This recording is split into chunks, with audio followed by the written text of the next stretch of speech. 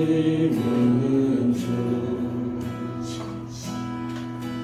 나의 인생 길에서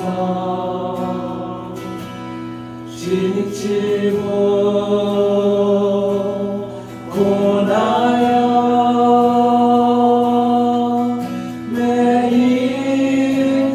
매일처럼 주저앉고 싶을 때 나를 밀어주시네. 일어나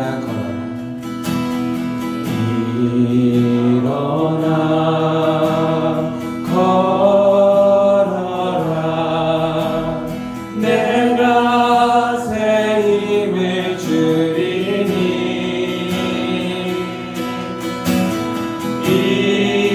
일어나 너 걸어라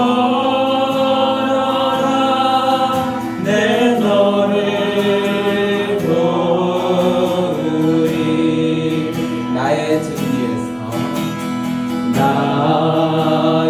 등 위에서 나를 도우시는 주 평안히 길을 갈 때 평안히 길을 갈 때 보이지 않아도 지치고 고나여 넘어질 때면 다가와 손 내미시네. 일어나 걸어라 일어나 걸어라 내가 새 힘을 주리니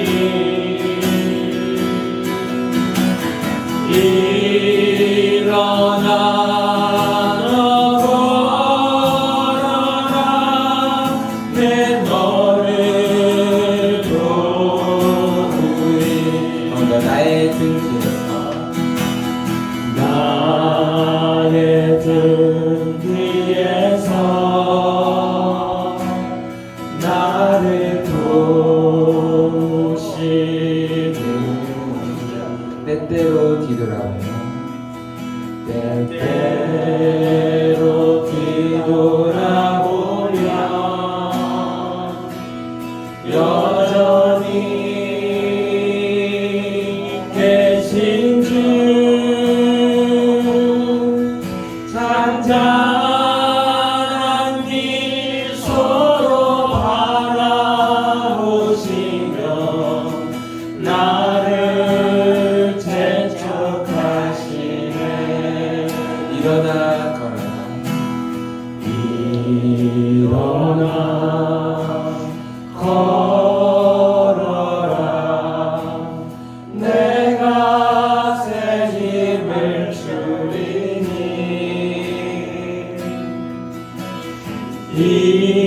일어나 너 걸어라 내 너를 도우리.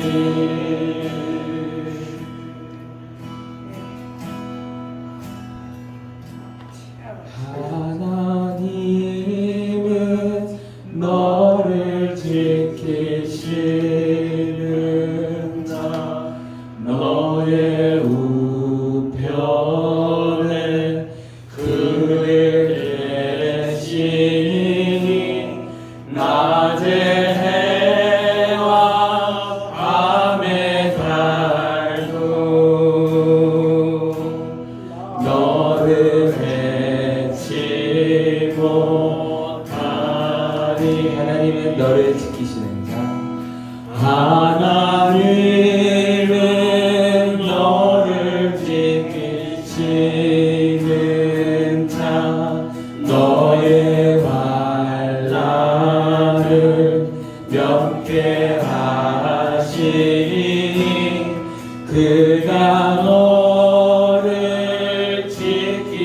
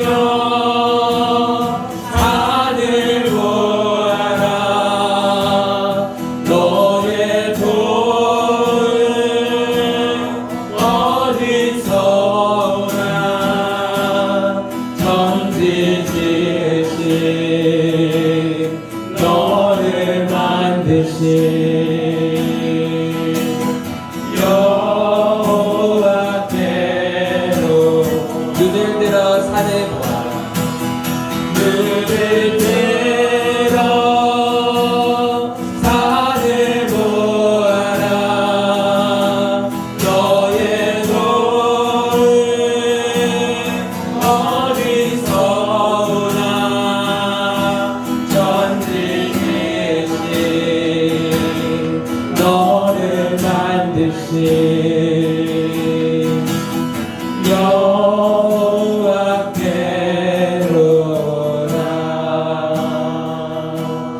천지 지으신 너를 만드신 여호와께로라. 천지 지으신 나를 만드신 여호와께로라.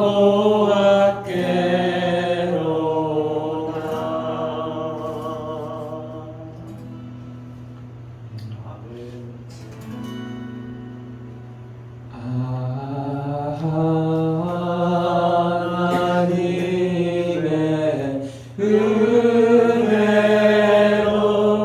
있을 데 없는 자,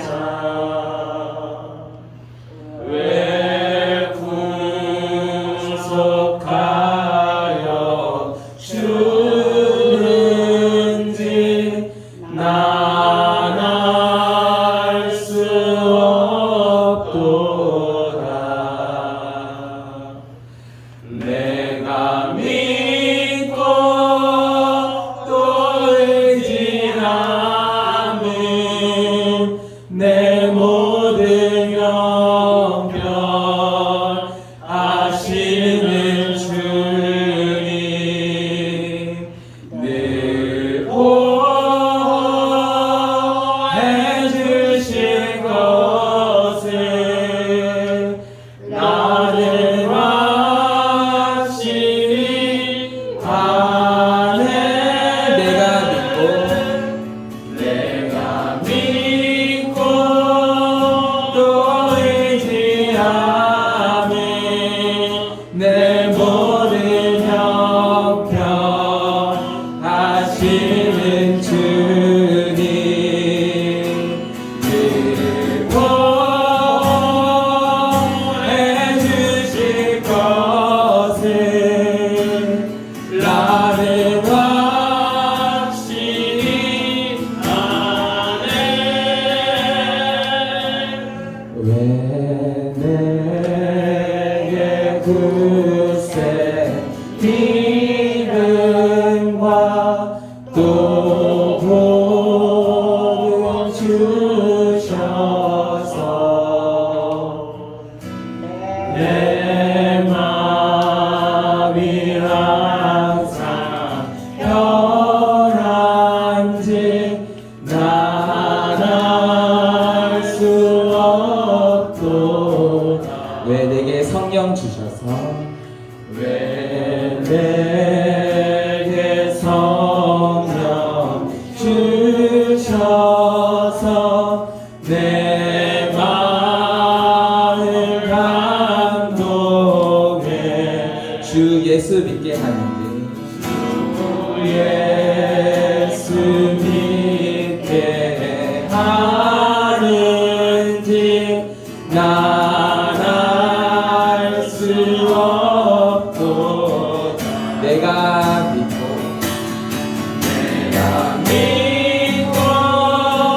또 의지함은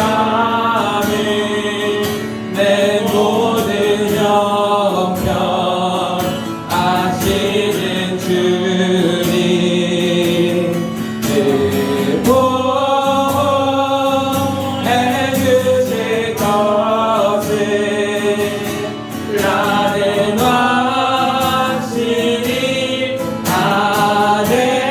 내가 믿고 또 의지함은 내 모든 형편 아시는 주님, 늘 보호해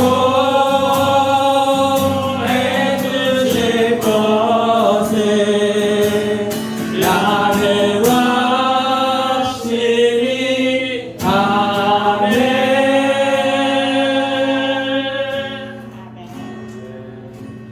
이 시간 함께 기도하며 나아갑니다. 그가 능히 지키실 줄을 확신함이라. 디모데후서에 있는 말씀입니다. 우리 성도님들을 하나님께서 능히 지키실 줄을 확신하며 나아갑니다. 이 시간 하나님 앞에 기도하며 나아갈 때 하나님의 그 은혜에 감사하며 예배 자리로 그렇게 나아가는 시간 되길 소망합니다. 함께 기도하겠습니다.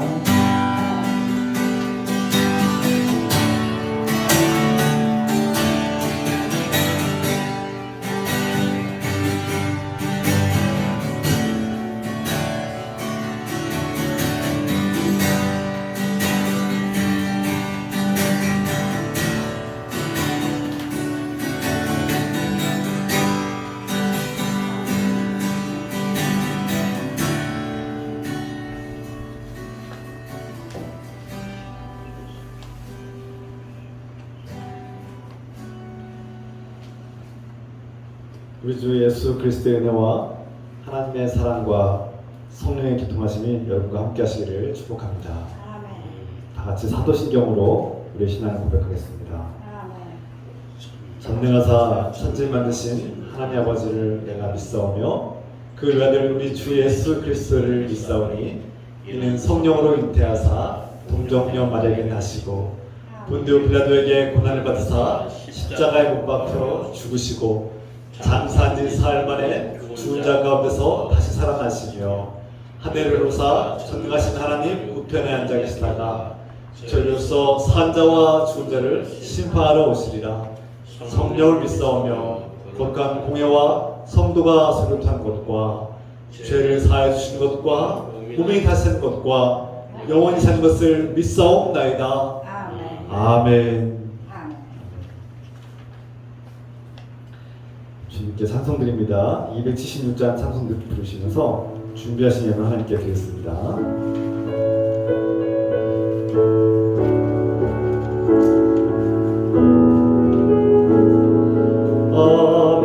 아버지여 이 죄인을 용납하여 주시고 예수님의 이름으로 구원하여 주소서.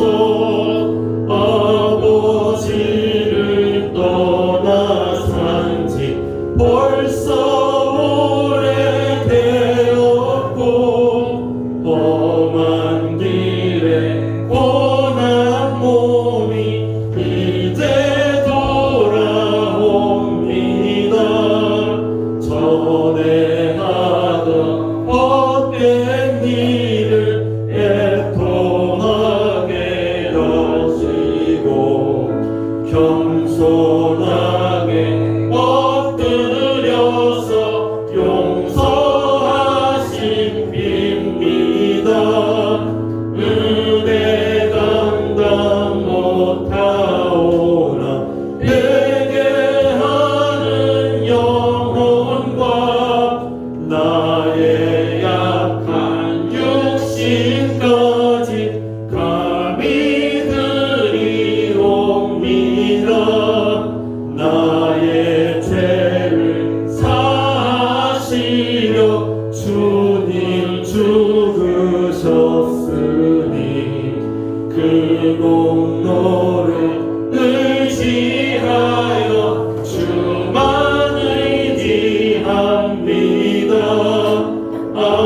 아버지여 용납하여 나를 품어주시고 주의 사랑 품 안에서 길이 살게 하소서. 삶의 죄를 사하시려 주님 죽으셨으니 그 공로를 의지하여 주만 의지합니다. 아버지여 용납하사 나를 품어주시고 주의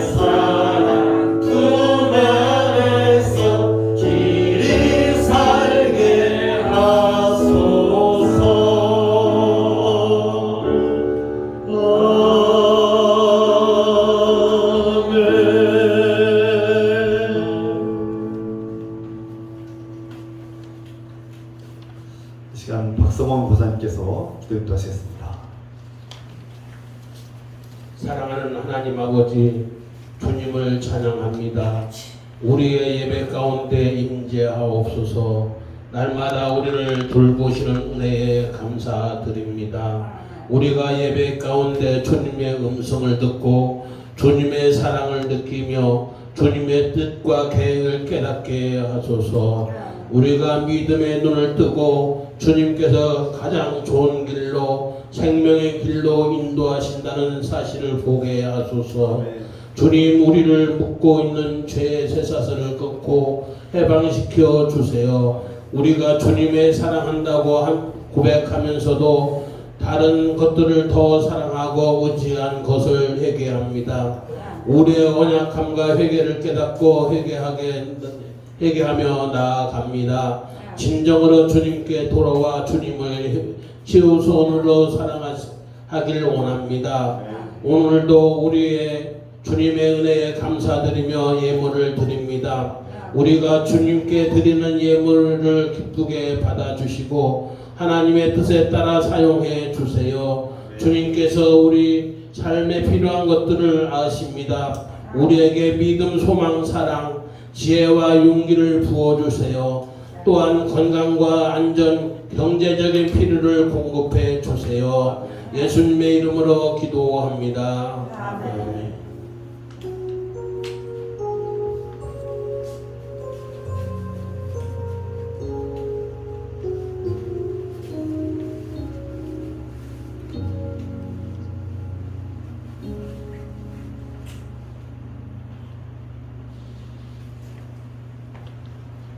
반갑습니다. 환영합니다. 우리 서로 사랑 인사를 나누겠습니다. 사랑합니다.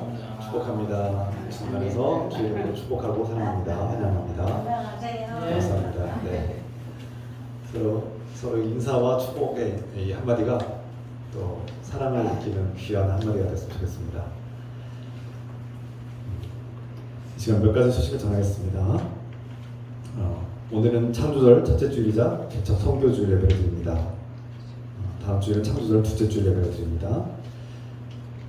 오늘 생일 축하 시간이네요. 매월 첫째 주마다 생일 축하를 하는데 우리 9월 조원순 거사님 그리고 또 최수경 사모님 생신을 맞이해서 함께 찬양하고 축복하는 기도하겠습니다.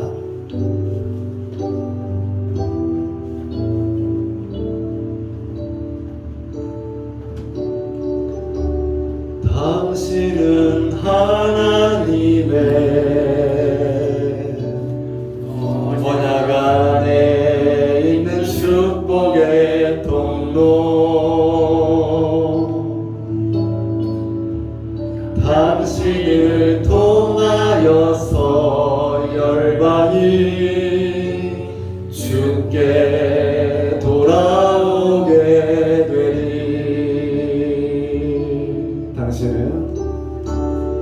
당신은 하나님의 언약 안에 있는 축복의 통로. 당신을 통하여서 열방이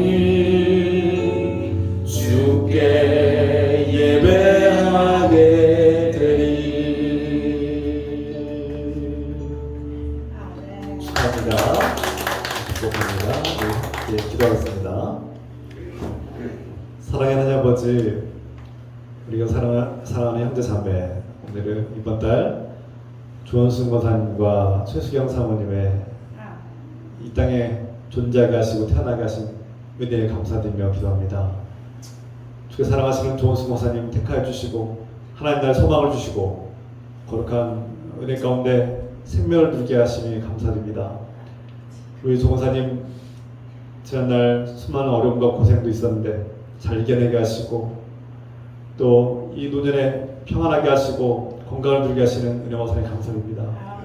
앞으로도 주님께서 그 남은 삶을 축복하시고 함께 하시며 위로하시고 끝까지 주님 안에서 믿음으로 승리하게 도와주시고서 그 사랑하는 자녀들이 가정마다 자녀들마다 주님을 사랑하고 믿음 안에서 승리하는 복된 가정이 이루게 하여 주시소서.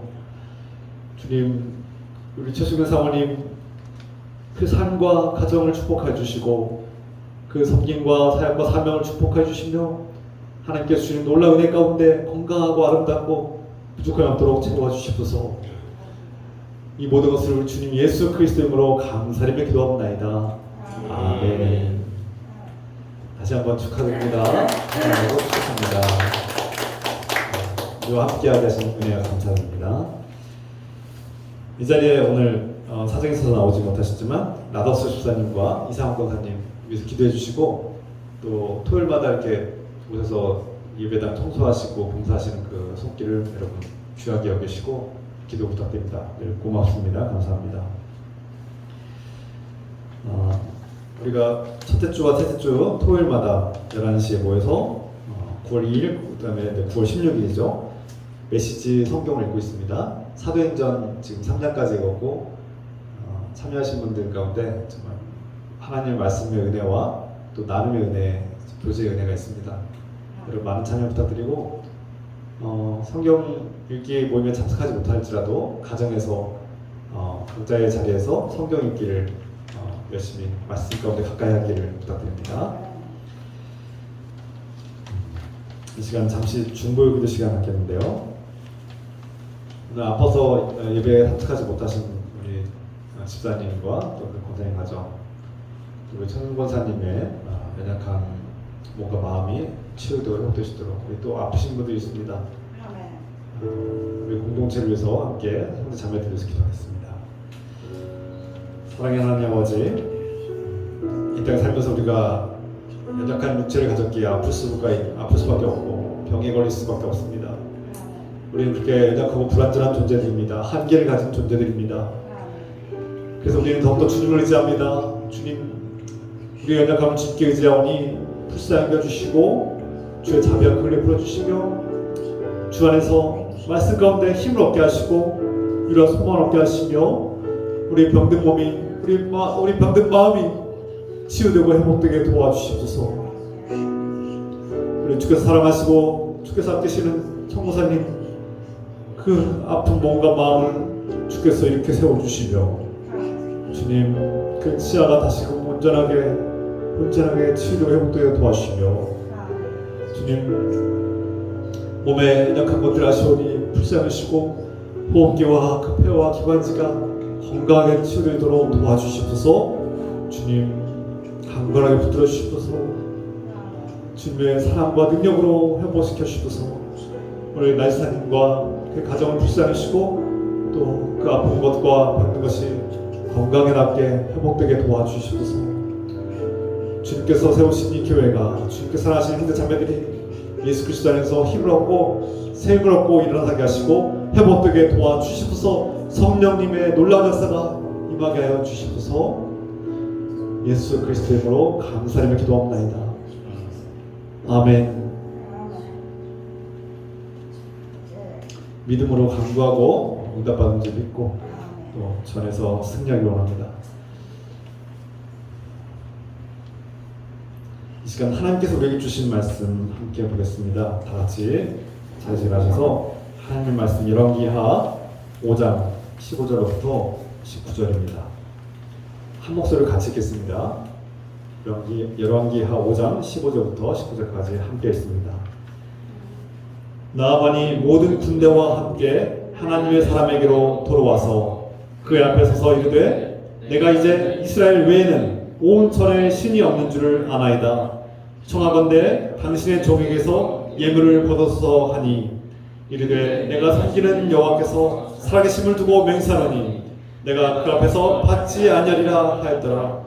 나아만이 받으라고 권고하되 그가 거절하니라. 나아만이 이르되 그러면 청하건대 노새 2마리의 실을 흙을 당신의 종에게서 주옵소서. 이제부터는 종이 번제물과 다른 희생제사를 여호와 외에 다른 신에게는 드리지 아니하고 다만 여호와께 드리겠나이다. 오직 한 가지 일이 있사오니 여호와께서 당신의 종을 용서하시기를 원하나이다. 곧 내 주인께서 림몬의 신당에 들어가 거기서 경배하며 그가 내 손을 의지하시매 내가 림몬의 신당에서 몸을 굽히오니 내가 림몬의 신당에서 몸을 굽힐 때에 여호와께서 이 일에 대하여 당신의 종을 용서하시기를 원하나이다 하니 엘리사가 이르되 너는 평안히 가라 하니라. 그가 엘리사를 떠나 조금 가니라. 아멘. 잘 앉으시기 바랍니다.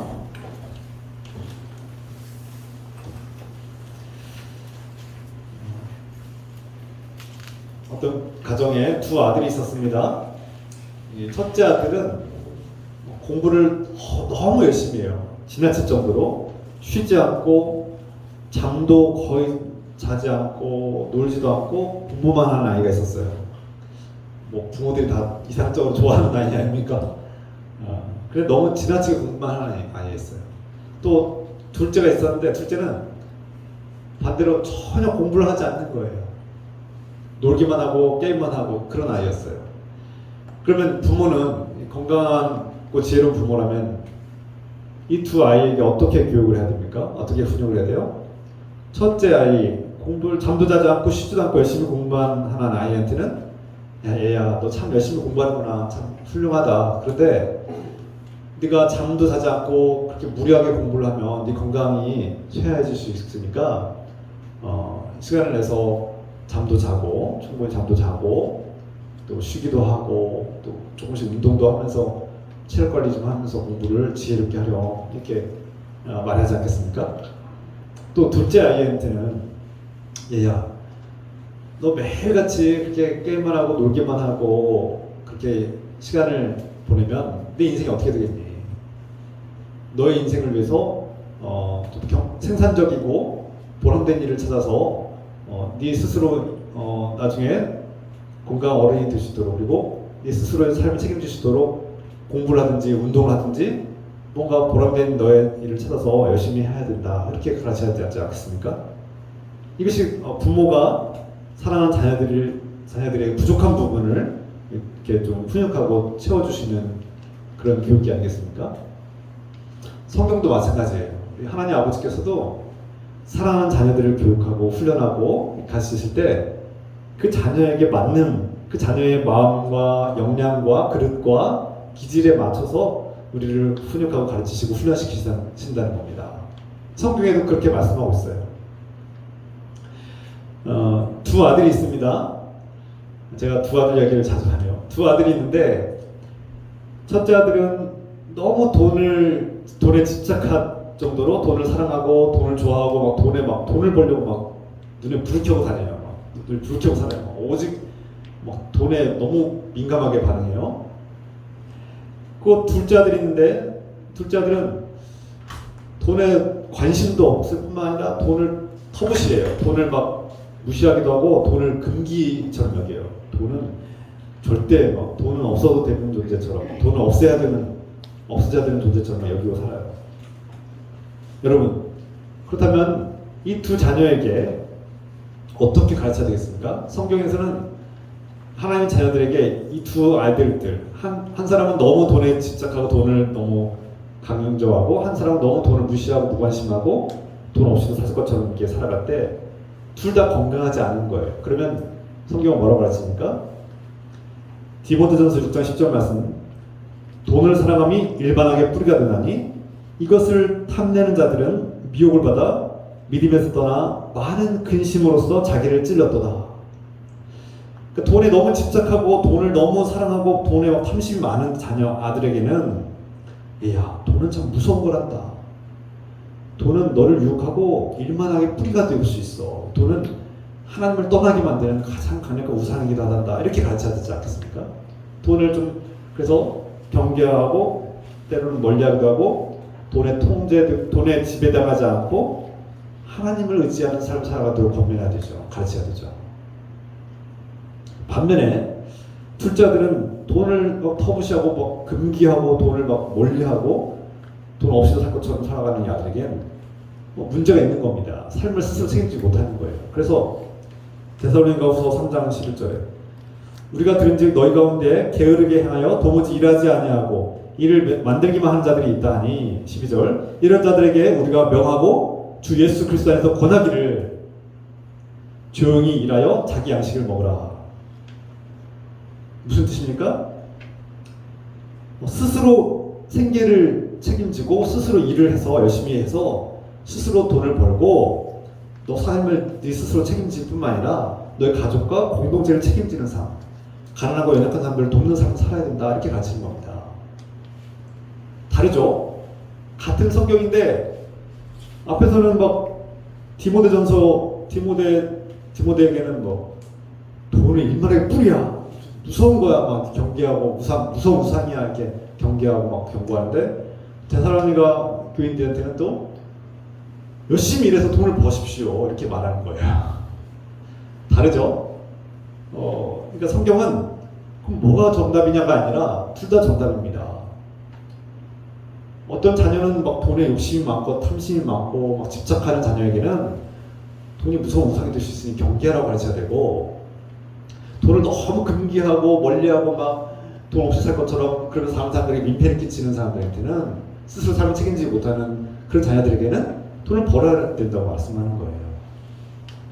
또 새신자한테는, 새신자 이제 막 하나님 믿기 시작하고 신앙생활 시작한 새신자, 초신자에게는 괜찮습니다, 그래도 괜찮습니다, 아직 뭐 그렇게 해도 됐습니다, 이렇게 말할 수 있어요. 그런데 10년, 20년, 30년을 신앙생활하면서 믿음이 닫아지고 훈련받고 성숙한 그리스도인에게 그러면 안 됩니다, 아직도 그러시면 안 되죠, 이렇게 말해야 된다는 거죠. 그렇죠? 뭐가 답이냐라고 할 수 있는 게 아니라, 하나님이 변덕스러운 그런 분이 아니라 그 사랑하는 자녀를 누구보다 잘 아시고 누구보다 그 자녀의 필요한 것을 잘 아시는 주님께서 우리에게 그 자녀에게 맞는 필요한 교육과 훈련을 시키신다는 겁니다. 이게 성경이 우리에게, 성경을 통해서 발견하는 하나님의 지혜 아닙니까? 그래서 어떤 자녀들에게, 하나님의 일꾼들에게 가운데서도 어떤 하나님의 일꾼들에게는, 그리스도인들에게는 너의 모든 것을 다 내려놓고, 너의 생업과 모든 것을 다 내려놓고, 가정까지도 내려놓고, 오직 하나님께로만 너의 삶을 드려라, 그리고 모든 것을 내려놓고 하나님의 사역에 전념하라, 이렇게 말씀을 하시고 가르치고 명령하는 자녀가 있어요. 그런 일꾼이 있어요. 반면에 또 다른 일꾼, 하나님의 자녀에게는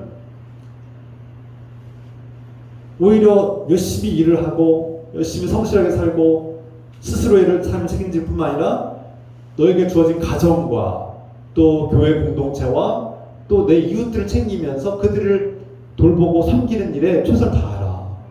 그러니까 돈을 벌고 사업을 잘해서 너에게 관계되어 있는 직원들을 열심히 먹여 살리고 그들을 책임지고 책임감 있게 살아라. 그게 선한 일이다라고 가르치는 분도 있어요. 뭐가 답입니까? 둘 다 답입니다. 뭐가 틀리고 맞고냐의 문제가 아니라, 하나님께서는 사역에 전념해야 된다라고 가르치는, 명령하는 그런 사역자가 있는가요? 어떤 사역자에겐 사도 바울처럼 낮에는 일을 하고 또 밤에는 복음을 증거하게 하는 그런 자비랑 선교사가 되게 하는 일도 있는 거예요. 제가 이 말씀을 드린 이유는 오늘 본문의 말씀에서 나오는 우리가 또 한 명의 주인공이 있죠. 이 나아만이라는 이 주인공을 통해서 하나님을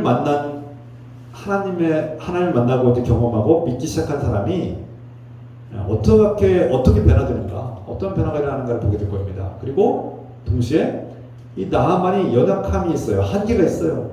그것을 고백하고 그것을 용납해달라고, 용서해달라고 구하는 장면들이 나오는데, 그것을 주님께서 어떻게 대하십니까? 나아만의 그 연약함과 한계를 인정하시고 용서하시고 평안히 가라고 하시는 말씀을 듣습니다. 오늘 본문의 말씀이죠. 나아만은 하나님을 만나러 가는 과정에서 자신이 생각하는 신이란 존재, 그리고 종교라는 개념과 세계관이 와장창 깨지고 무너지는 경험을 합니다. 그는 하나님에 대해서 전혀 모르는 무지한 사람이죠. 그리고 하나님에 대해서 오해합니다. 그래서 하나님은 자신의 성공과 권력과 능력과 명예와 힘으로 통제하고 조종하고 이용할 수 있는, 거래할 수 있는 존재라고 생각했어요. 그런데 이게 다 깨졌어요. 하나님은 그런 분이 아니라는 사실을 깨달았어요. 나아만은 자신의 성공과 권력으로 엘리사가 자신에게 특별한 퍼포먼스를 통해서, 특별한 제사, 특별한 기도를 통해서 자기를 낫게 해줄 줄 알았어요. 아니면 뭔가 특별한 프로젝트를 주고 자기가 그것을 성취함으로 자기가 어떤 자기의 문제, 절망의 문제, 죽음의 문제를 해결할 수 있을 거라고 믿었어요. 그런데 이것도 깨졌어요. 구원은 내 노력으로 되는 게 아니야. 구원은 너의 능력으로 되는 것이 아니야. 얻는 것이 아니야. 네가 아무리 발버둥치고 노력하고 네가 용을 써도 구원은 그렇게 얻는 것이 아니라고 하나님께서 가르쳐 주셨죠. 깨진 겁니다. 자신의 종교관, 자신의 고행과 자신의 노력과 자신의 성취를 통해서 얻는 그런 종교가 아니라는 거예요. 그런 구원이 아니라는 겁니다. 하나님께서 사랑하기 때문에 값없이 은혜로 주시는 것이 바로 구원이다라고 가르치고 있습니다. 나만이 지금 하나님 누구인지를 알려주시고 하나님 어떤 분이신지를 알려주시고 훈련하는 거죠. 그의 종교관과 생각이 무너지고 깨지고 부서집니다. 그리고 하나님을 제대로 알아가기 시작한 거예요. 그리고 이 겸손해진 나아만은 결국 엘리사의 말씀을 듣고 그 요단강에 7번 몸을 담그고 나오자 그 죽음의 병, 나병이 깨끗하게 식었음을 받고 완전히 회복되어서 건강하게 생명을 얻고 이제 하나님의 구원을 받는 놀라운 은혜가 펼쳐집니다. 아하, 하나님은 그 한마디 가서 씻으라, 가서 몸을 담고 씻으라는 그 한마디의 말씀, 그 말씀에 순종함으로 일하시는 분이고 말씀에 순종할 때 구원을 주시는 분이라는 사실을 깨닫게 된 것이죠. 나아만은 하나님께서 어떠한 조건이나 어떠한 대가를 요구하지 않으시고 철저하게 은혜로 자신을 구원하시는 사실을 깨닫게 됩니다. 그런데 여기서 오늘 우리가 주목할 말씀은 이제 하나님이 어떠한 분이신지를 알게 된 나아만이 어떻게 변화됩니까? 하나님을 만난 사람들, 하나님 복음을 듣고 하나님을 받아들인 사람들이 어떻게 살아야 되냐, 이 문제가 우리에게 오늘 나타나고 있죠. 나아만이 하나님을 경험하고 이 절망에서 벗어나서 죽음에서 벗어나서 생명과 구원과 기쁨과 자유를 누리게 되었습니다. 그래서 나아만이 가장 먼저 변화된 것, 첫 번째 변화는 하나님이 누구이신가를 알고 그분이 이 우주 만물을 창조하신 분이라는 사실을 깨닫고 이 세상을 보는 시각이 변화된 겁니다. 알고 보니까 내가 살고 있는 이 세계가 하나님 만든 세계구나. 하나님 만드신 세계고 인간도 하나님 만드신 존재인데 내가 피조물이고 내가 존재하는 이유와 목적은, 인생의 존재와 목적은 하나님을 위해서 사는 것이구나. 하나님을 찬양하고 예배하며 그분을 기쁘시게 하기 위해서 우리가 존재하고 하나님께로 나아가기 위해서 우리가 살아가는 것이구나 해서 깨닫게 된 겁니다. 중요한 거죠. 그래서 하나님을 만난 사람들은, 하나님을 믿기 시작한 사람들은 이 세계가 하나님의 창조의 세계라는 것을 깨닫고 내 인생의 목적과 존재 이유를 깨닫는 겁니다. 그 시각이 변화되는 거죠. 존재에 대한 시각이 변화되는 겁니다. 두 번째 변화, 나아만은 여전히 하나님의 은혜를 받고 구원을 받고 생명을 얻었는데 이것을 갚으려고 해요. 아직도 갚으려고 하는 마음이 있어요. 이게 나아만의 세계관이에요. 아직 나아만의 세계관이 어장차 깨지긴 했지만 아직도 남아있는 게 몇 가지 있어요. 내가 나를 치유해 주신 하나님께 돈을 주려고 해요. 돈을 주려고, 재물을 주려고, 예물을 드리려고요. 물론 어떤 면에서 나를 낫게 해주신 하나님께 감사 예물을 드리는 것은 자연스러운 현상이고 그건 자연스러운 감사의 표현일 수 있습니다. 선한 의도에서 있을 수 있어요. 그런데 아직 하나님이 정확하게 아직도 성숙한 믿음을 갖지 못한 나아만이, 하나님이 정확히 누구인지를 모르는 나아만이 여전히 세상의 방식으로, 과거에 자기가 해오던 관행과 방법으로 자기의 대가를 치려고 하는 거예요. 자기가 받은 것을 대가로 치러서 은혜를 갚으려고 하는 이런 의도가 있을까봐 하나님께서 엘리사에게 그 예물을 받지 말라고 하는 겁니다. 조건 없이 철저하게 하나님의 은혜로 주신 그 생명과 구원을 어마어마한 돈으로 갚아버리려고 한다면, 야, 내가 그만한 대가와 돈으로 내가 받은 은혜야, 이것은 내가 하나님께로 받은 은혜를 내가 다 갚았어 라고 생각하는 무의식적인 그런, 혹이라도 그런 생각을 가질까봐 엘리사가 그 나아만이 주는 거대한 큰 돈과 예물을 받지 않는 겁니다.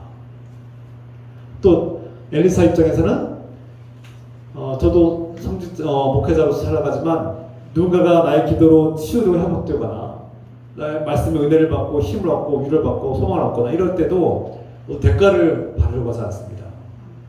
그것은 하나님께서 주신 것인데 내가 그 대가를 받으면 내가 높아지는 것이고 내가 한 것처럼 여길 수 있기 때문에 그런 혹이라도 인간적인 마음들이 들지 않도록 유혹에 빠지지 않도록 위해서 그런 대가를 받지 않는 게 중요하다는 거예요.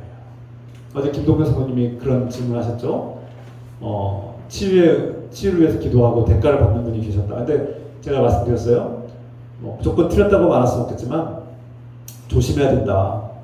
그것은 자신이 스스로 높아질 수도 있고 그 하나님의 은혜로 받은 것을 어떤 대가로 갚으려고 하는 이런 인간의 어떤 본성들이 작용하기 때문에 우리가 지혜롭게 판단해야 되고, 그래서 엘리사가 하나님께서 주신 일, 하나님께서 베푸신 은혜를 조금이라도 훼손하지 않게 하기 위해서, 자신이 높아지는 것을 막기 위해서 하나님께 영광을 온전히 드리기 위해서 예물을 거절하는 겁니다. 그러니까 하나님의 은혜는 나만이 또 다른 두 번째 변화는 뭡니까? 하나님의 은혜는 갚을 수 없다는 거예요. 이걸 깨달은 겁니다. 우리가 아무리 노력하고 아무리 거룩하고 도덕적인 삶을 살고 아무리 신앙적 열심을 할지라도 하나님의 은혜는 갚을 수 없는 거예요. 그걸 깨달은 거예요. 이게 두 번째 변화입니다. 세 번째 변화, 나만이 세 번째로 변화된 것은 하나님만 예배하겠다는 겁니다. 기존에 자신이 숭배하던 우상들을 버리고 그 우상 숭배를 버리고 오직 하나님만 예배하겠다는 겁니다. 그래서 하나님을 만난 사람들은 하나님을 예배하기를 기뻐하는 겁니다. 그냥 습관적으로 의무감에 의해서만 드린 것이 아니라 나를 구원하시고 사랑하는 나의 하나님을 내가 예배하기를 기뻐하고 이 예배를 통해서 내가 하나님을 찬양하고 하나님과 교제하고 하나님의 관계를 확인하고 나의 몸과 마음을 드리는 이 행위, 이 예배를 통해서 하나님께 감사와 기쁨을 드리는 거예요. 이것이 하나님을 만난 사람들이 변화되는 특징이라는 거예요. 하나님을 믿는다면서 예배를 소홀히 하고 경시하거나 무시하면 그것은 하나님과 관계를 다시금 점검해야 되는 겁니다. 마음속으로 다 하나님 믿어요. 그런데 교회 안 나가요. 교회 공동체 별로 무시해요. 그러면 그 신앙은 건강하지 않은 거예요. 하나님을 만난 사람들은 하나님을 사랑하는 사람들이 모여서 함께 예배하고 기도하고 찬양하고 말씀 나누는 일을 기뻐하게 되어 있다는 거예요. 그런데 나만이 여전히 자신의 세계관과 종교관에서 아직 벗어나지 못하는 게 한 가지 있어요. 오늘 말씀에서 청하건대 나오죠. 17절 말씀이죠. 나만이 엘리사에게 청하죠. 그러니까 이스라엘의 흙을 싣고 가서, 노새 흙을 싣고 가서 이제 내가 고국에서 제단을 쌓고 이 흙 위에서 제사를 드리겠습니다. 이렇게 얘기합니다. 아직도 하나님이 누구이신지를 아직 모르는 거예요. 그러니까 배워야 되는 겁니다. 하나님을 배우고 알아가고 훈련해야 되는 거죠. 말씀 통해서. 그러니까 우리가 말씀 읽기가 중요하다고 하는 것은 하나님께서 말씀 통해서 자신을 계시하고 하나님 누구인지를 우리에게 보여주시 나타내셨기 때문에 이 말씀 통해서 우리는 하나님을 알아가야 되는 건데요. 여전히 나만의 종교와 세계관에서 하나님은 이스라엘 땅에만 거하시는 분이에요. 그래서 이스라엘의 흙을 가져가야지 그 속에 하나님이 함께 할 거라고 믿는 겁니다. 나만의 연약한 신앙이 아직도 드러나고 있죠.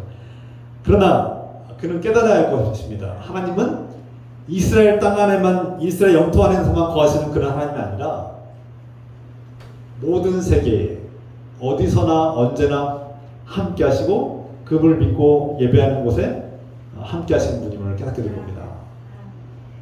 나만이 아직도 연약한 신앙 속에서 아직도 이스라엘 하나님은 이스라엘만 계시는 하나님으로 믿는 거예요. 그들의 하나님. 그러나 우리 하나님은 어디서나 함께 하시는 하나님. 나만은 이제 언젠가 깨닫게 될 겁니다. 자신이 그 흙 때문에 하나님이 자신과 함께 하는 것이 아니라 자신의 믿음을 통해서 자신의 찬양과 예배를 통해서 함께 하시는 하나님을 경험하게 될 겁니다. 이게 성숙한 믿음이지요. 나만의 찬양이 성장하고 성숙할 것입니다. 네 번째 변화가 있어요. 나만이 네 번째 변화된 하나의 특징은 엘리사에게 용서를 구하는 겁니다. 하나님께 용서를 구하는 거죠. 정확히 말해서 하나님께 용서를 구하는 장면이 등장합니다. 18절 말씀에 내가 한 가지 청하건대 하나님께서 당신의 종을 용서하시기를 구합니다. 이렇게 정하죠. 그 용서는 무엇입니까? 내가 이제 하나님을 믿고 사랑하고 하나님과의 관계 속에서 내가 하나님을 예배하고 하나님만 섬기겠다고 약속했는데 내가 어쩔 수 없이 나의 주인인 시리아 왕, 아람 왕이죠. 이 아람 왕이 믿고 섬기는 림몬의 신당에서 제사를 드릴 때 내가 그 왕이 나를 신복으로 여기고 나를 통해서 그 제사를 드리기를 원하는데 내가 그 제사에 빠질 수가 없습니다. 여기 이 제사에서 빠지면 내가 죽임당할 수도 있고 배반자가 될 수도 있고 내가 림몬의 신이 아닌 야훼 하나님을 믿고 섬긴다는 것을 알면 죽임을 당할 수도 있고 아니면 자신이 가진 모든 직위와 재산과 부와 명예와 권력을 다 빼앗길 수도 있습니다. 모든 것을 다 이길 수 있는 상황이에요. 그런데 우리가 여기서 이제 그래서 나하만이 자신이 고국으로 돌아갔을 때 현재 삶을 유지하되 하나님을 섬기는 삶을 살겠다고 결단하고 하나님께 죄송하지만 내가 왕의 그 제사에 참여한 것을 용서해달라고 그렇게 요청합니다. 그 하나님께 제가 정말 죄송하지만 이거 하나만은 용납해 주시고 그러나 나는 여전히 하나님을 사랑하고 하나님만 섬기는 하나님의 백성입니다 라고 고백하고 있습니다. 여기서 모든 그리스도인들이 선택해야 될 갈림길에 놓이게 되죠. 나하만이 여기서 지금 갈림길에 있는데 그럼 무엇입니까? 우리가 원칙적으로 말씀하자면 원칙적으로 많은 그리스도인들은 아니 나하만이 지금 하나님께서 그 죽은 목숨을 살려주셨는데 자신의 목숨을 걸고 하나님을 믿고 신앙을 지켜야 되는 거 아니냐. 그 신분이나 지위나 명예나 권력 다 내려놓고 다 버리고 도망가는 한이 있어도 정말 왕이 정말 죽임을 당하는 한이 있어도 목숨 걸고 하나님을 믿고 신앙을 지켜야 되는 거 아니냐 이렇게 말할 수 있어요. 많은 분들이 그렇게 생각할지도 모릅니다. 저 역시 그렇게 생각했을 거예요. 아마. 저 같으면 아니 지금 죽을 병을 지금 고쳐줬는데 여전히 자기의 지위와 부와 명예와 권력을 지키려고 가서 왕에게 제사 림몬 신의 젠당에 들어가서 제사를 드린다고? 그 하나님 배반하는 거 아니야? 하면서 화를 내지 않겠습니까? 화를 내고 막 당신 이럴 수 있어? 지금 하나님께서 당신 살려주셨는데 지금 하나님을 숭배하지 않고 여전히 우상을 버리지 않겠다고 이렇게 막 화낼 수 있어요. 지금 저 같으면 그렇게 말할지 몰라요. 지금 무슨 소리 하냐고 지금 하나님 배반하는 거냐고. 제가 아마 이런 생각으로 과거에 그렇게 목회했던 경험이 생각납니다. 당신들이 하나님의 은혜를 받고 구원을 받았는데 아직도 하나님 믿는다면서 여전히 전보로 다니고 무당한테 찾아가고 이게 말이 되냐고 하면서 막 화를 내고 제가 혼낸 기억이 있어요. 그게 물론 그거 잘못된 일이죠. 제가 틀린 말 한 거 아니죠. 그런데 아직도 그건 틀렸다고 생각하지 않습니다. 그런데 제가 이 말씀 드린 이유는 제가 그렇게 막 화를 내고 이렇게 책망했는데 그분들 신앙이 아이고 잘못했습니다. 아이고 제가 하나님께로 돌아오겠습니다라고 하는 분들은 별로 없더라고요. 그렇게 막 화를 내고 책망해도 곧바로 회개하시는 분들은 드물어요. 오히려 목사를 멀리하고 끌어치기도 하고 화를 내고 오히려 더 상처받는 분들이 계시더라고요. 제가 이 말씀을 드린 이유는 오늘 선지자 엘리야의 대답이 놀랍기 때문이죠. 반전이 있기 때문입니다. 이 요청을 듣고 내가 하나님을 사랑하고 나만이 내가 하나님을 사랑하고 믿고 이제 의지하고 하나님만을 예배하겠는데 딱 한 가지만 용서해달라. 내가 어쩔 수 없이 왕의 명령을 따라서 내가 그 림몬의 신당에 들어가고 제사를 드리고 거기서 맞게 경배를 할 텐데 그건 내 진심이 아니다. 어쩔 수 없이 왕 때문에 내가 따라가는 거니까 용서해달라. 하나님께 용서를 구한다. 이렇게 진심 어린 그 요청을 하는 거죠. 그래서 이 말을 들은 엘리사가 뭐라고 말합니까? 샬롬, 평안이 가라는 겁니다. 평안이 가라. 너에게 하나님의 평화가 있기를 원한다. 이런 뜻입니다. 또 다른 말은 무슨 뜻입니까? 나만 그대 죄책감을 갖지 마시오. 라는 뜻이죠. 죄의식을 갖지 말고 하나님이 당신을 정죄하지 않을 테니 마음 평안히 가십시오. 이런 뜻입니다. 나도 당신을 정죄하지 않겠습니다. 또 다른 말로 그래요. 당신의 연약함과 한계를 이해하고 인정하겠습니다. 용서하겠습니다. 걱정하지 말고 돌아가십시오. 라는 이 뜻이 담겨 있는 겁니다. 이 평안히 가라 이 한마디에 많은 의미가 담겨 있는 것이죠. 불과 몇 시간 전만 해도 하나님을 모르고 하나님에 대한 오해와 온갖 우상 숭배와 세상 방식으로 찌들어 있던 나아만이 이제 곧 하나님을 알게 됐어요. 방금 전에 하나님을 알게 됐어요. 그래서 하나님 믿겠다고 결단하고 하나님께 고백했는데 아직도 여전히 그 연약한 존재예요. 여전히 한계가 분명해요. 아직도 자신의 삶을 다 하나님께 내어드리지 못하는 연약함이 있어요. 한계가 있어요. 새신자들이 그렇습니다. 초신자들의 마음이 그래요. 내가 복음을 듣고 하나님이 계시다는 것을 이제 막연하게 생각하고 믿기 시작했고 이제 성경 말씀 통해서 예수님 누구인지를 조금씩 알아가기 시작했어요. 그런데 아직도 하나님이 정말 어떤 분인지 잘 몰라요. 일부만 알기 시작한 거예요. 하나님께서 어떻게 일하시는지 잘 몰라요. 아직 훈련을 덜 받았어요. 어린아이와 같은 신앙이에요. 하나님을 만나고 경험했고 기적을 경험했고 하나님이 나를 살려주셨고 생명과 은혜를 경험한 사람이에요. 그런데 아직 성장해야 돼요. 그리고 훈련 받아야 돼요. 성숙의 길로 가야 됩니다.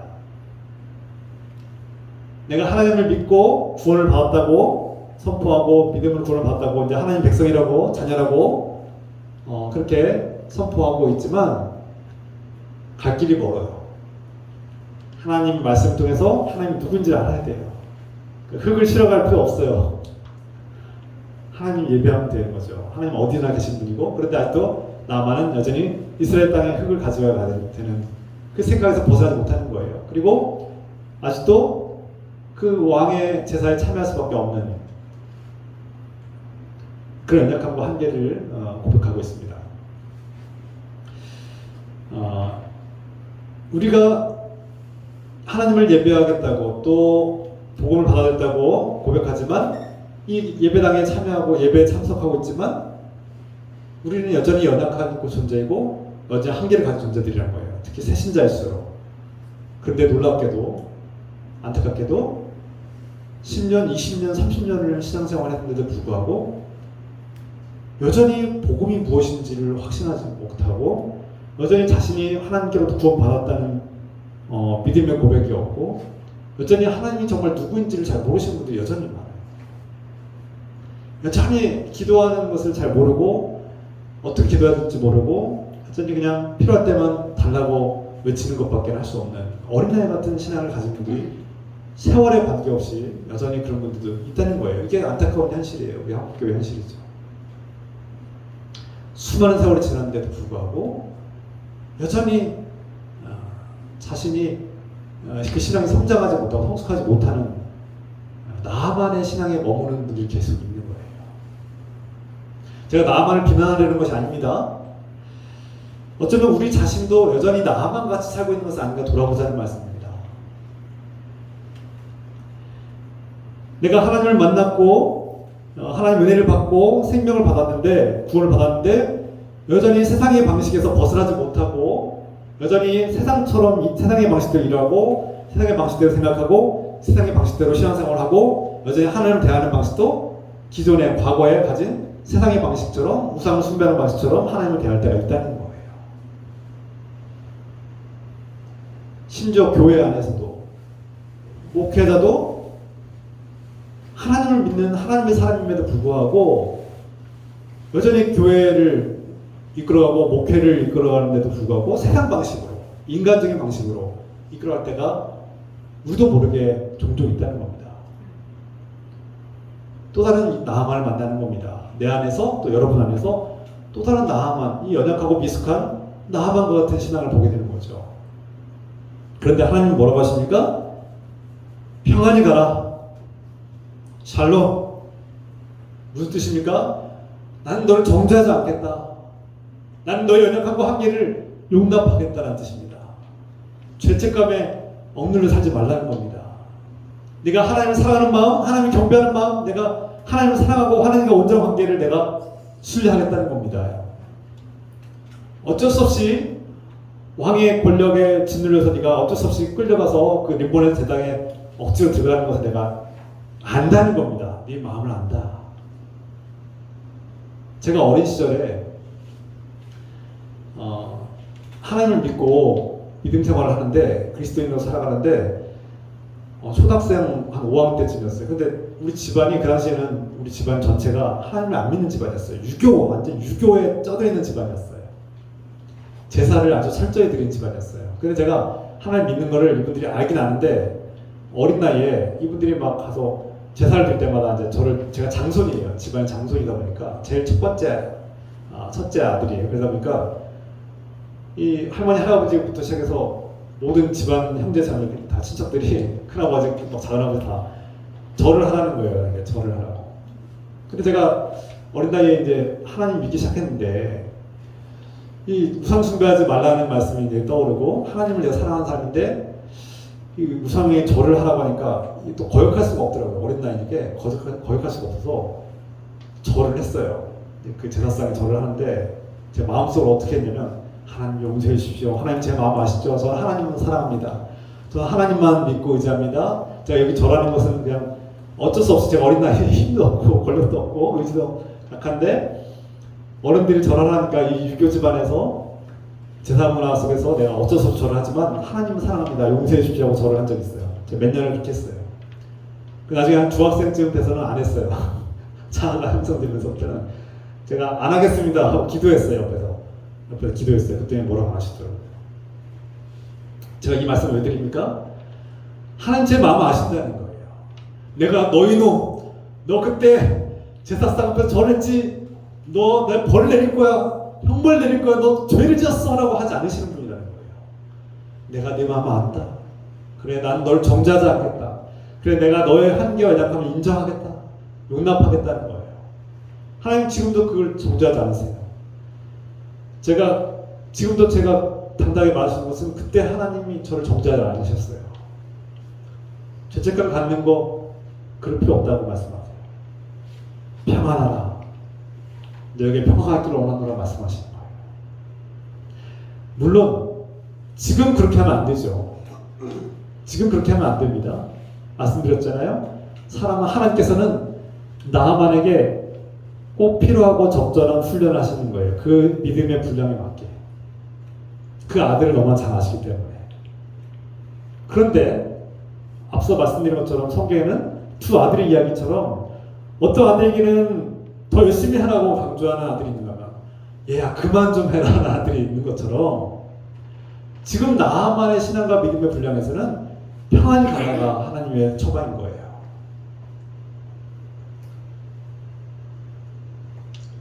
근데 우리 신앙을 돌아볼 때 앞서 말씀드린 것처럼 때로는 우리도 연약해요. 오랜 세월 동안 하나님 믿는 분도 계시고 최근에 이제 몇 년 안 된 하나님을 믿고 복음을 받아들이고 신앙생활하는 몇 년 안 된 분도 계세요. 하나님께서는 때로는 동일한 말씀으로 주시지만 때로는 각자마다 은혜를 주신다는 거예요. 똑같은 설교 말씀을 들어도 어떤 분은 정말 감격하고 은혜를 받고 그 말씀이 어떤 뜻인지 알고 깨닫는 분이 있는가 하면 어떤 분은 전혀 엉뚱한 데서 은혜를 받는 분도 계세요. 하나님의 말씀, 하나님의 이 처방, 우리의 믿음의 분량을 아시고 우리의 연약함과 한계를 아시는 주님께서는 그것을 용납하신다는 겁니다. 물론 나만의 신앙이 처음과 세월이 지나면서 처음보다 더 성장하고 성숙하고 언젠가 때가 되면은 성숙한 결단을 낼 때가 올 거라고 믿습니다. 저는. 그런데 하나님께서는 우리의 연약함과 한계를 아시고 평안히 가라고 말씀하시는 거예요. 예수님께서 겟세마네 동산에서 기도하실 때 그 제자들에게 함께 기도하자고 요청했습니다. 근데 제자들이 어땠어요? 다 자고 있더라고요. 자고 있더라. 예수님께서 돌아오셔서 안타까운 마음에 잠시라도 눈을 떠서 한시라도 눈을 떠서 나와 함께 나를 위해서 기도해 줄 수 없느냐라고 요청했는데도 불구하고 또 잤죠. 예수님께서 막 분노하셨습니까? 제자들에게서 막 분노하고 화를 내고 막 욕하셨습니까? 아니에요. 너희들은 연약함을 가진 육신의 연약함을 가진 한계를 가진 연약한 존재들이구나. 그래 내가 용납한다 라고 말씀하시죠. 주님께서 우리를 그렇게 용납하시는 분이세요. 주님께서 우리에게 용납하시는 분.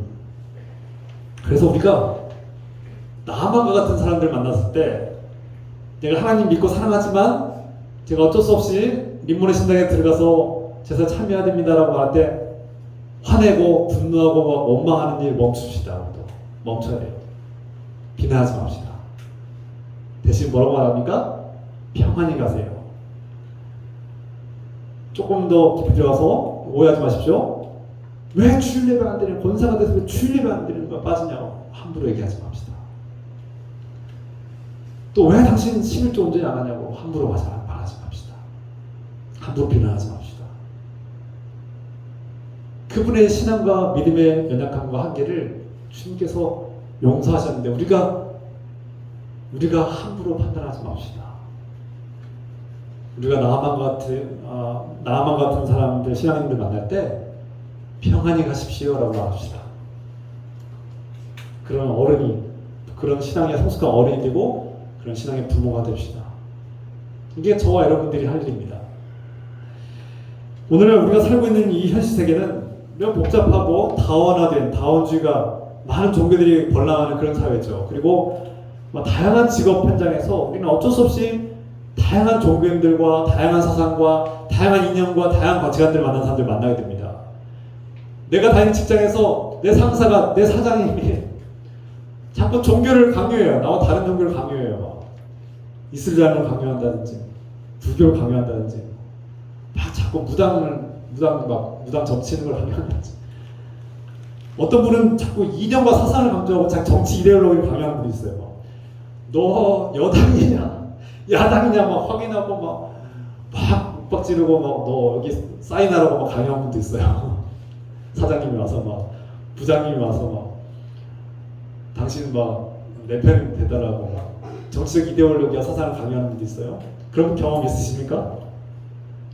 어떤 상관은 자신의 가치관을 막 강요해요. 자기가 유교 사상을 가지고 있다고 막 유교 막 제사를 드려야 된다, 막 여자는 그러면 안 된다, 막 조선시대의 가치관을 막 강요한다고 생각해 보십시오.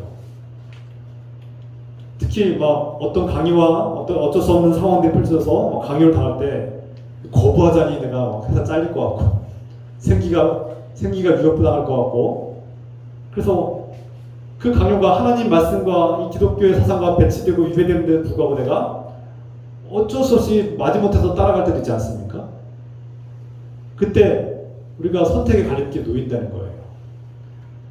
가장 쉬운 방법이 뭡니까? 화내고 욕하고 박차고 뛰어나오는 겁니다. 그러면 끝나는 거예요. 이런 회사 안 다녀! 당신 안 만나! 그럼 끝나는 거예요. 그게 제일 쉽죠. 그럼 어떻게 됩니까? 생계가 위협받죠. 가족이 다 위협을 받습니다. 다른 직장에 옮겨요? 거기에도 그런 사람이 있어요. 앞서 말씀드린 것처럼 다원주의 사회 속에서 어디 가나 그런 상사와 그런 사람도 있다는 거예요. 어디 가나. 이 직장 옮겨 또 그 사람 만날 텐데 그러면 그때마다 싸우고 박차고 뛰어나올 겁니까? 쉽지 않은 문제예요. 쉽지 않아요. 이 세계가 다 하나님만 믿는 세계고 하나님 말씀 순종하는 세계만 모르겠는데 그렇다고 우리가 다 세상을 등지고 교회 안에서만 살 겁니까?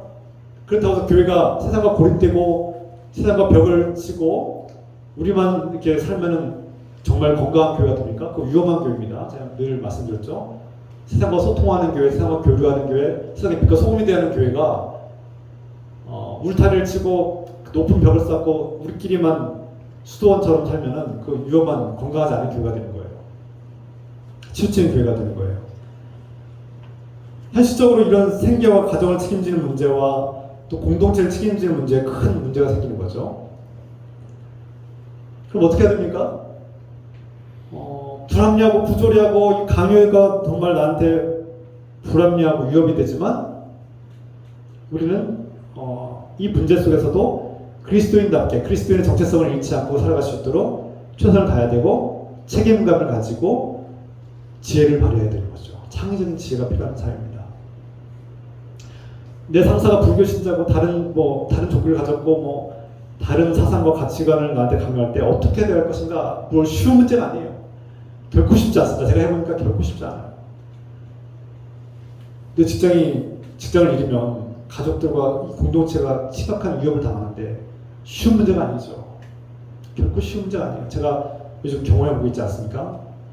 제가 뭐 목회도 만만한, 목회도 쉬운 일 아닙니다만 사회생활을 경험해보니까 참 그런 어려움들이 많아요. 그리스도인들이 그리스도인답게 정체성을 유지하는 일이 쉬운 일이 아니에요. 이런 현실 속에서 우리가 신앙을 지키기 위해서 어떻게 해야 되냐? 우리가 나아만에게서 배울 것점이 있다는 거예요. 나는 하나님을 믿는다. 나의 최고의 우선순위는 하나님이다라고 늘 고백해야 된다는 겁니다.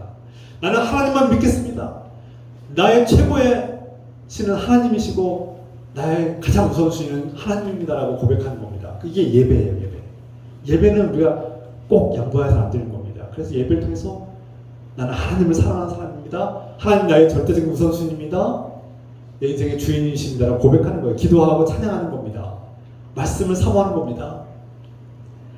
그리고 나아가서 나의 연약함과 한계를 고백하는 겁니다. 주님, 그럼에도 불구하고 내가 이 세상에 살면서 어쩔 수 없이 내가 저 림몬의 신당에 들어갈 수밖에 없는데 어쩔 수 없는 상황이 펼쳐지는데 용서해 주십시오. 나의 연약함과 한계를 용서해 주십시오라고 고백해야 되는 거예요.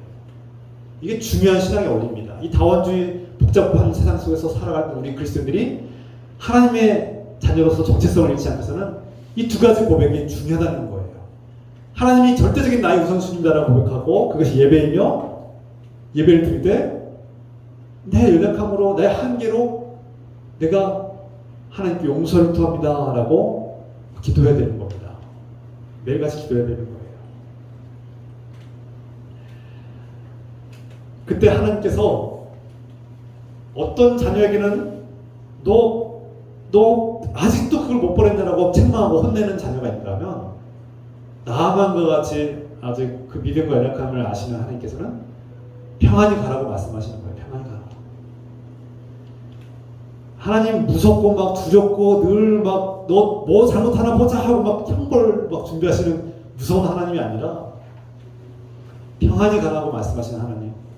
우리의 연약함과 한계를 인정하시고 용납하시고 우리에게 죄의식에서 자유를 주시고, 내가 네 마음 안다. 내가 정말 그 신당에 들어가는 거 싫고 끔찍하게 싫고 어쩔 수 없이 들어가는 거 안다. 네가 나를 사랑하는 마음 안다는 거예요. 마음은 숨길 수가 없는 거예요. 마음은 속일 수가 없는 거예요. 내가 네 마음 안다. 그럼 언젠가 때가 되면 그것이 끊어지기를 원한다고 우리가 기도해야 됩니다. 거기서 해방되시도록 기도해야 되는 것이죠. 인문의 신당에서 해방되고 완전 자유롭게 해달라고 기도해야 되는 거예요. 그게 우리가 해야 될 일입니다. 우리의 연약함을 아시고 배려하시고 용납하시는 주님의 은혜에 감사드립시다. 오늘 우리 연약함과 한계를 용납하신 주님께 감사하며 기도합시다. 사랑하는 하나님 아버지, 주님께서 나아만을 통해서 우리 자신을 보게 하십니다. 나아만이 하나님을 믿고 사랑하는 자녀로 거듭나게 하셨습니다. 이것이 철저하게 하나님의 은혜임을 깨닫게 하셨습니다. 우리를 구하신 하나님, 아무런 조건 없이 값없이 주신 그 은혜와 사랑에 감사드립니다. 이제 우리가 하나님만을 사랑하고 하나님만을 절대 우선순위로 여기며 하나님만을 사랑하는 자녀로, 하나님만을 예배하는 자녀로 살게 하옵소서. 그런데 때로는 이 세상을 살면서 우리가 어쩔 수 없이 우리 연약함과 한계를 느끼고 어쩔 수 없이 하나님 앞에 부정한 허물을 가지고 죄를 지을 때도 있음을 용서해 주시옵소서.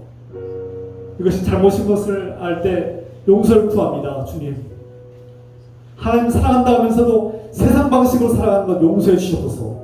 하나님 사랑한다 하면서도 이 세상에서 먹고 살기 위해서 어쩔 수 없이 그 우상 숭배에 나도 모르게 참여했던 것을 용서해 주시옵소서.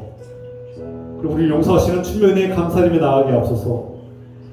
그리고 때가 되면 그런 우상 숭배와 어쩔 수 없이 참여했던 모든 그런 얽매임들이 사라지고 벗어나고 진정 자유를 누릴 수 있도록 길을 열어주시옵소서. 이 말씀을 듣고 우상과 타협해도 된다고, 저 땅이 우상과 겸해도 된다고, 우상 숭배를 하나님께서 용납하신다고 오해하지 않도록 하시고, 타협하지 않게 하시며 이 말씀 오해하지 않도록 지켜주시고 보호하시옵소서. 주님, 오늘 말씀을 우리가 하나님께 믿음으로 고백하고 의지하면서 이 말씀 붙들고 나아가면서 우리 삶에 적용하기를 기도하며 함께 통성으로 합심해서 기도하겠습니다. 사랑하는 아버지,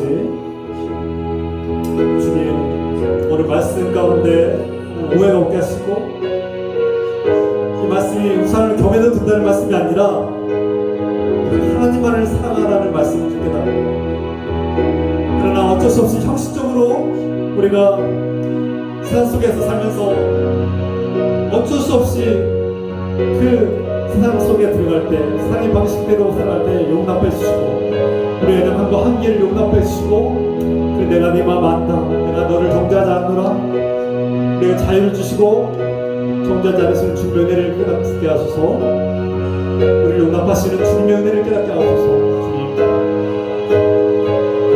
우리가 누군가 나만과 같은 신자를 만났을 때 함부로 정죄하고 함부로 비난하지 않게 하옵소서. 주님, 왜 당신은 여전히 하나님 믿는다면서 술을 마시냐, 왜 하나님 믿는다면서 술자냐, 왜 주일 안 지키냐라고 함부로 비난하지 않도록 우리가 겸손하게 하시고 평안히 가라고, 평안히 가라고, 나도 너를 정죄하지 않노라고 말하시도록 주님, 주님의 뜻을 깨닫게 해주시고, 주님, 우리의 신앙의 분량을 아시는 주님께서 우리를 용납하시고 평안히 가라고 하신 주님 말씀 깨닫게 하옵소서.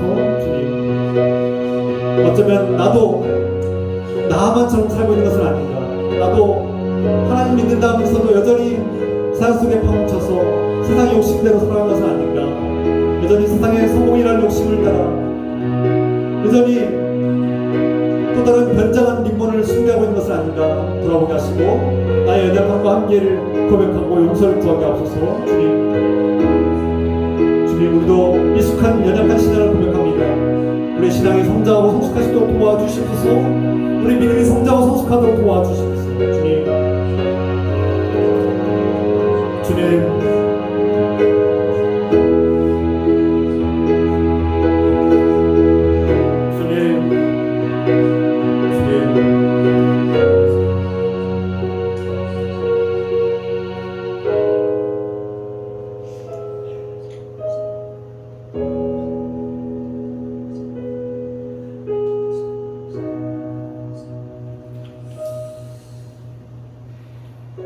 사랑하는 아버지, 오늘 나아만을 바라봅니다.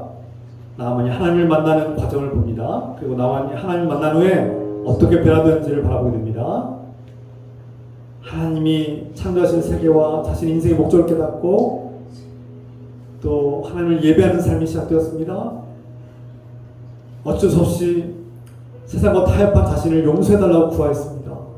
주님, 자신의 연약함과 한계를 고백하는 나아만을 깨닫게 하시고 우리가 나아만과 같은 신앙인들을, 새신자를 함부로 말하거나 비난하거나 화내지 않도록 도와주시옵소서. 오히려 엘리사를 본받아 평안히 가라고 하신 주님 말씀을 깨닫고 형제의 연약한 신앙과 한계를 비난하기보다는 포용하고 용납하고 너그럽게 바라보시도록 축복하여 주시옵소서. 예수님의 마음을 본받아서 우리의 연약함과 한계를 용납하시고, 그래 내가 너의 연약함을 안다, 나는 너를 정죄하지 않노라, 네가 여전히 세상 방식으로 살고 있지만 나를 사랑하고 나를 의지하는 그 마음을 안다고 하시는 주님 말씀 깨닫게 하옵소서. 이제는 우리에게 평안히 가라고 하시는 우리 주 예수 그리스도의 은혜와 있는 모습 그대로 품어주고 사랑하시는 하나님 아버지의 끝없는 사랑하심과 우리의 약함에도 불구하고 하나님을 사랑하고 우리의 마음을 내어놓게 하시는 성령의 교통함과 역사하심이 오늘 일품교회 모든 성도들과 가정과 일터 위에 지금부터 영원토록 함께 해주시기를 간절히 축원하옵나이다. 아멘.